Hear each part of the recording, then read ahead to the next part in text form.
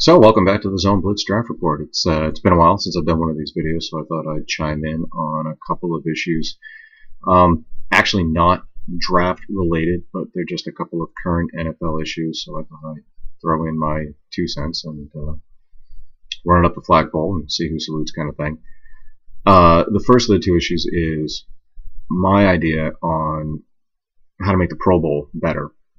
For those who aren't aware, the NFL recently came out with some rule changes for the next Pro Bowl. The end game stuff isn't really all that big of a deal. I really don't think it's going to make a difference at the end of the day in the intensity or lack thereof in which the actual game is played. But the way that they're going to put the teams together certainly invites more fan participation, I think, in the process. So what they've done is it's not going to be the AFC versus the NFC anymore. It's actually going to be a draft based selection process. So fans and players and coaches are still going to vote on who should go to the Pro Bowl. And then the top vote getters are essentially going to become team captains. And there's also going to be a pair of Hall of Fame alumni players who will be co-captains along with these top two vote getters. One of them is going to be Jerry Rice, the other one is going to be Deion Sanders. And then the third co-captain of each team is actually going to be an NFL fan, somebody who's participating in NFL.com sponsored fantasy football projects. So you're going to have a pair of teams, each team being co-captained by a Hall of Fame player, the top vote getter, one of the two top vote getters, and a NFL.com fantasy football champion. And then what's going to happen is these players, the rest of the team, is going to be put together through a draft process. So you could wind up with something like Team Peyton Manning versus Team Tom Brady. And if I win, it's going to be me and Tom Brady and Jerry Rice drafting my team versus somebody else and Deion Sanders and Peyton Manning. So that kind of makes for a unique situation. It'll be interesting how that pans out. I think that's going to be a really cool prize for whatever fan wins those fantasy football tournaments, to be able to draft an all-star team of current players with the help of Jerry Rice or Deion Sanders, plus whoever this top vote getter is. And on top of that, you get to attend the Pro Bowl as well. So, that's going to be a really amazing experience. I'm sure that's going to drive up fantasy football participation through NFL.com. I'm sure that'll drive it through the roof. The problem is, however, the actual quality of the game. Last year's Pro Bowl was a joke, an absolute joke, and everybody knows it. All these players were playing to not get hurt as opposed to win the game. I don't remember the final score of the game, but I believe the winning team scored something like 62 points. So obviously defense was not being played. Nobody was trying to rush the passer. Nobody was trying to tackle. It was just pathetic. It was god-awful. There was clearly very little intensity involved, very little effort. And that's for the players who actually decided to show up and play the game. The other issue that the Pro Bowl has, of course, is that people get elected to go to the Pro Bowl, and then they come up with some excuse to not go. It's usually some sort of fake injury. Oh, sorry, I've got a hangnail. Sorry, I've had an acne outbreak on my back. I've got a boil on my left butt cheek that needs to get lanced. Something like that. They'll come up with some excuse to not, pardon me while I try to make a cat not get in the way of the camera shot. They come up with some excuse to not play. So if you're going to address that issue of actually getting the players to come play when they're elected to play, and then get them to actually play hard, I think what it boils down to really is financial incentive. So here's the deal. Right now, players do get paid to go to the Pro Bowl. Every player on the winning team gets paid $50,000. Every player on the losing team gets paid $25,000. That's a joke. To you or I, that's probably a year's salary. But to an NFL player, that's a joke. The last time I checked, I'm pretty sure the league veteran minimum is $500,000 a year. So you're going to pay me what? Another 5% on top of that, another 10% on top of that, please. And those are for the players, let's be honest, who aren't very good and who probably aren't going to go to the Pro Bowl anyway. If you're going to talk about these all-star players, especially the quarterbacks, you're talking about guys who make $20 million a year. If you break it up on a per game basis, these guys are making more than $1 million a game, and you're offering $50,000 if they're on the winning team, $25,000 if they're on the losing team. That's ridiculous. Let's be honest. These guys take $25,000 and use it as toilet paper. I mean, it's not an incentive to get these guys to go to the game. What I would do to try to up the ante, to try to get these players to actually go to the game when they're selected, and then when they're in the game to actually play hard, is say, okay, you're actually going to get paid $1 million to go to the Pro Bowl. And by the way, you have to go. If you get selected and then plead some injury, you don't get $1 million. You have to go to the game. Number one. So that hopefully does away with the players coming up with lame excuses to not go. So number one, you have to actually go to the game. Number two, you only get the $1 million if your team wins. You got $1 million at stake. I'm thinking some players are going to play hard now, at the chance of getting an extra game check, at the chance of getting an extra $1 million in their pocket. You only get the $1 million if you go to the game, and you only get the $1 million if you're on the winning team. So that's how I would do it. That's how I would try to make the Pro Bowl a better game. It's all nice and wonderful, these things that they're doing to try to up the fan experience and get fans more involved in the game. But at the end of the day, the product on the field is still going to stink if the players have no incentive to show up, and for the players who do show up, if they have no incentive to play hard. So there's that. The second topic that I want to talk about is a little more dicey, and that's the Riley Cooper situation. For those of you who aren't aware of this, Riley Cooper is a wide receiver for the Philadelphia Eagles. He was in line, thanks to the season-ending injury to Jeremy Maclin, he was in line to be the starting wide receiver opposite Deshaun Jackson for the Eagles. Cooper was drafted in the 5th round in 2010 by the Eagles. And then a video surfaced, which I will admit right here and now, I have not seen the video. I'm aware of what apparently happened in the video. I've read the description. I haven't seen it myself. This video surfaced on the internet where Jackson was at a Kenny Chesney country music concert. Apparently was intoxicated. Apparently was trying to get backstage, was denied access backstage, and went on a rant against the people who were preventing him from going backstage, of which at least one of them was black, and he used the N-word.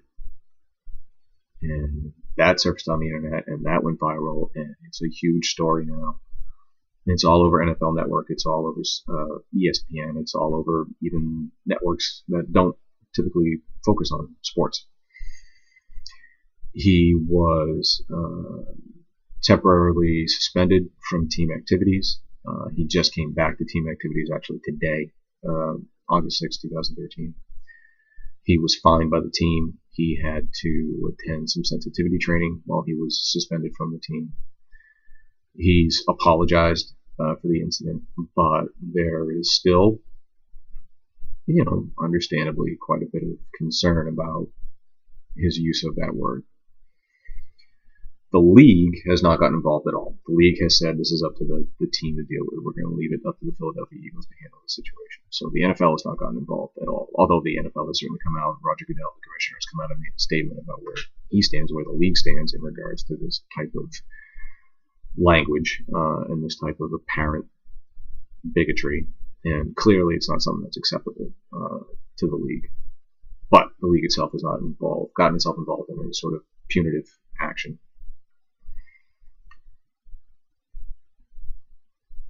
Personally, I think it's being blown a bit out of proportion.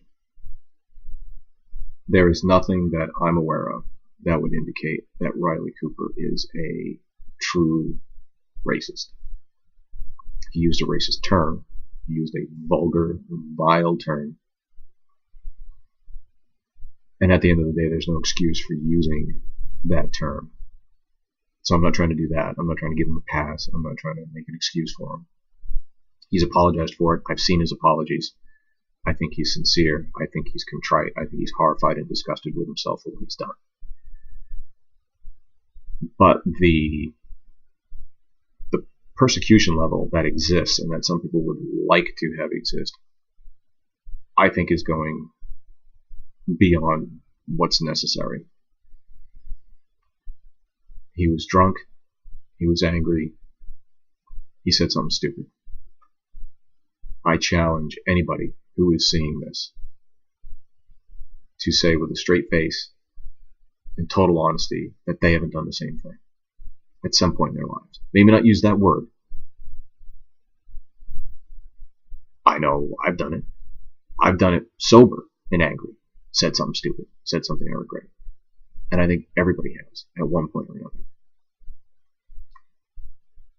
Riley Cooper's played baseball and or football in Oklahoma or in Florida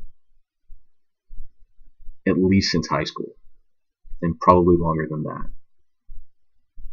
This is the first time anybody has ever said anything about him. This is the first time that any evidence whatsoever of any kind has ever surfaced about him potentially being a racist, which tells me that this was a one-off, that this was the result of, again, drunken, angry stupidity, that this is not a pattern, that this is not an indicator of who he really is. And look, think of it this way too. Ever since this video has surfaced, ever since this incident has come to light, nobody else has stepped forward and said, I've seen him do that before. This isn't the first time. I've heard him do that before. This isn't the first time. You would think, given the publicity that this incident has now generated, there'd be people jumping on the bandwagon. There'd be people making stuff up about him just to get their 15 seconds of fame. And nobody's doing that. Nobody else has come up and said, I've seen Riley Cooper do that before. I've heard him do that before. I always knew he was a racist because of this, because of that. That's not happening. Most of his teammates, most notably his quarterback, Michael Vick, has come out and said, I don't think he's a racist. This is shocking to me. I've never, ever seen him do or say anything to indicate to me that there's a racist bone in his body. He doesn't have a totally clean past. It's not like he's Tim Tebow. It's not like he's Andrew Luck. It's not like he's Peyton Manning. And he's this wonder child who's never done anything wrong. I have right here from Pro Football Weekly the 2010, while I get used to the mirror imaging that my Netcam does. This is the 2010 scouting report for the NFL draft from Pro Football Weekly. And I'm looking at Cooper's scouting report. And in 2006, he was charged with criminal mischief for punching a car window. Apparently the driver of the car was leaving a party, attempted a U-turn. A group of people stopped him to ask if he knew somebody, at which point Cooper's arm went through the passenger window. Cooper's father contends that it was a defensive move, a reaction to almost being hit by the driver, because Cooper was in his blind spot. Charges were dropped. He was charged with misdemeanor resisting an officer in February of 2009 when he was cited by campus police for not getting out of the way of a moving car upon police orders. The case was dismissed. One of the negatives listed about Cooper is that he may have to answer some maturity questions. But there's nothing in his scouting report to indicate that he's a racist, that he would have trouble getting along with black teammates. He's been getting along with black teammates either as a football player or a baseball player again since high school. So I don't know Riley Cooper, obviously. Never met him. Based on what I've seen and heard and read about this particular incident and how most of his teammates are reacting to the incident. I don't think he's a racist. I don't think he needs to be banned from the league. I don't think he should be cut by the Eagles. He's been fined. He's been temporarily suspended. He's gone to sensitivity training. I think his apology is sincere. I think it was a one-off. Again, I just think it was a drunken, angry, stupid comment that came out that I think at least once in everybody's life they've done something similar. Maybe not with that heinous of a word, but something similar. It's done. It's over. Move on. So anyway, there's my take on a couple of issues. Thanks for tuning in to the Zone Blitz Draft Report, and I'll see you soon.